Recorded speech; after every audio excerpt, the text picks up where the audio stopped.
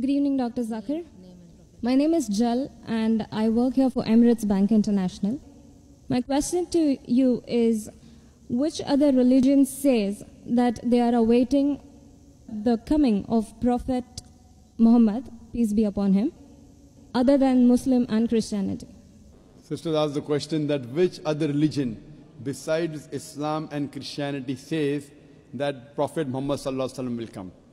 Sister, besides the religion of Christianity and Islam, most, if not all, most of the religions that came before Islam prophesied about coming of the last and final messenger Muhammad.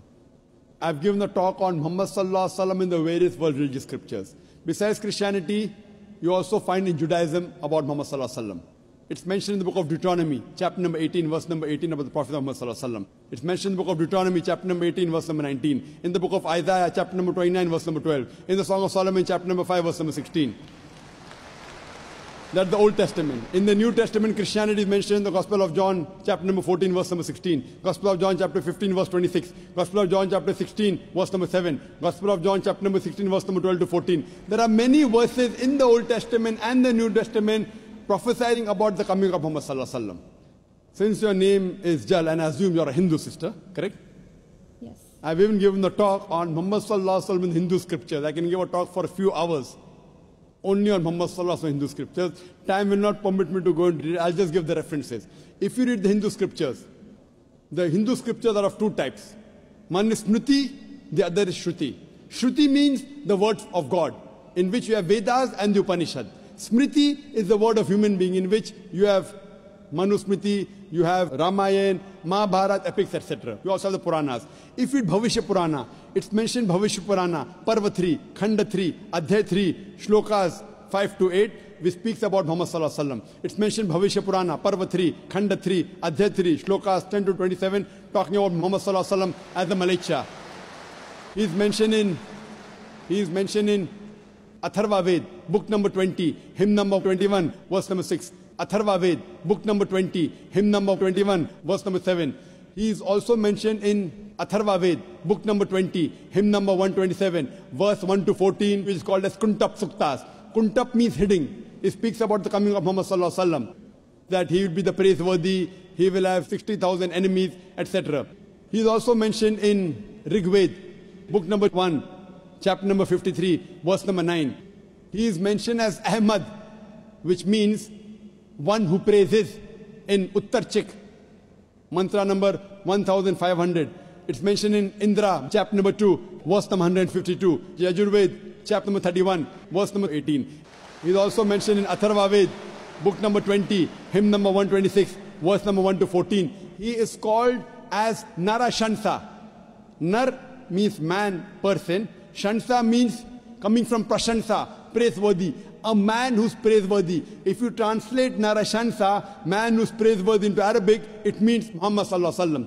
He's prophesied as Muhammad in Rig Ved, book number 1, hymn number 13, verse number 3. In Rig Ved, book number 10, hymn number 64, verse number 3. He's mentioned Rig Ved, book number 2, hymn number 3, verse number 5. Rig Ved, book number 5, hymn number 5, verse number 2. He's also mentioned Yajurved, chapter number 20, verse 37. Yajurved, chapter number 21, verse number 31. I can go on and on and on, mentioning only the references of Muhammad mentioned in Hindu scriptures. Due to limitation of time, I will just touch on one prophecy a little bit in more detail. He's been prophesied as the Kalki Avatar. You know, when you read the Kalki Purana, book number 2, verse number 5, 7, 9, 11, 14, he's prophesied as the Kalki Avatar. And it's mentioned there that his father's name will be Vishnu Yas. Vishnu means God, Yas means servant, servant of God. If you translate to Arabic, it's Abdullah. The father of the name of Muhammad was Abdullah.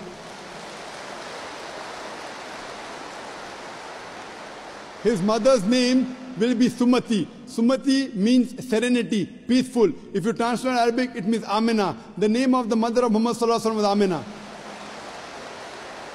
It says he will be born in a city by the name Sambala. Sambala means a place of peace and serenity. That is Makkah. He'll be born in the house of the chief of the village of Sambala. He was born in the house of Quraysh. It says he will be born on the 12th If you clap at every point, it will go on for hundreds of claps, mashallah.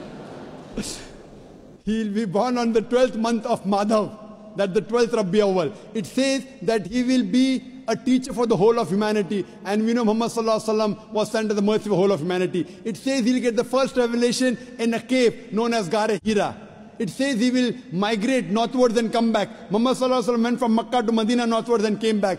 It says that he'll be given 8 supernal qualities. It says that he'll have 4 companions, talking about the first 4 Khulfa Rashidin. It says that he'll be helped with the angels in the battlefield. We know Muhammad Sallallahu Alaihi Wasallam held in the battle of Badr with angels. I can go on and on talking only about the prophecy of Muhammad Sallallahu Alaihi Wasallam. So if you're a Hindu, and if you believe in the Hindu scriptures, you also have to believe the last and final avatar, the last and final messenger in Hinduism is Prophet Muhammad, peace be upon him.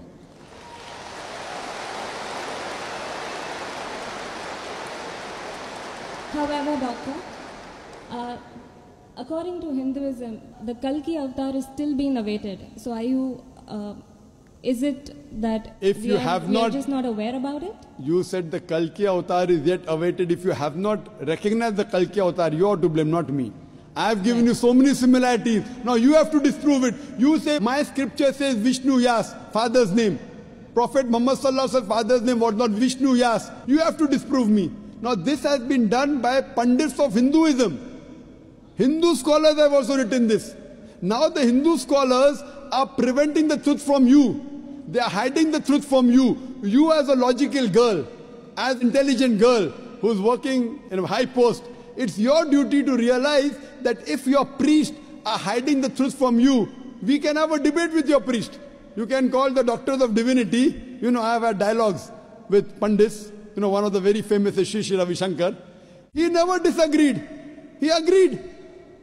He agreed with what I said about oneness of Almighty God, has got no images. He believed in Prophet Muhammad Sallallahu Alaihi Wasallam. He did not accept that's a different thing because he will lose his following. Therefore, sister, do you have a following? So you have no fear to lose the following. So when I've given you so many references with giving quotations, I'm not pulling a fast one. You can very well go and check and verify. But after you verify, do you accept in the last and final messenger? Do you? Yes. So do you believe in Prophet Muhammad, peace be upon him? MashaAllah.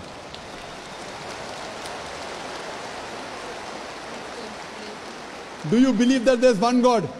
Yes, I do. Do you believe Almighty God has got no images? Yes, I do. So you believe there's God and he has no images? Yes. And do you believe Prophet Muhammad is the messenger of God? Yes, I do. Then you're a Muslim, sister.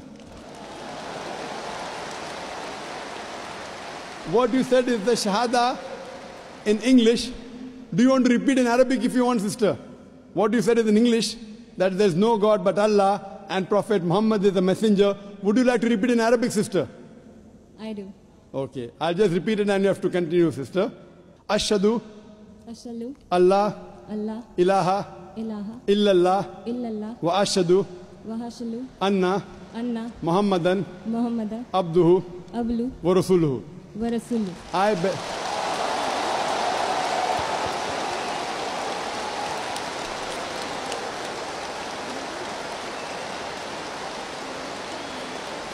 MashaAllah, sister.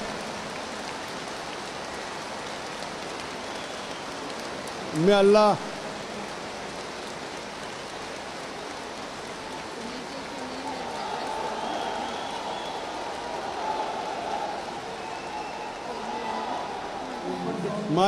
MashaAllah, sister, may Allah reward you.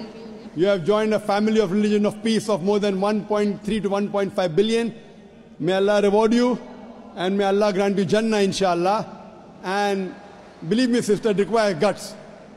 I feel that, mashallah, I really admire your guts more than Sri Ravi Shankar, mashallah.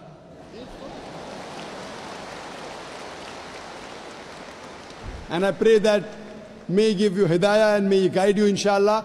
And sister, if you have any questions, any queries, there are local organizations in Dubai who can surely clarify your misconceptions. To understand Islam, look at the Quran and the Sahih Hadith. They are the best guides. If you have any queries, you can even write to the email at islam@irf.net. It's my pleasure to reply. And do pray for me also, sister.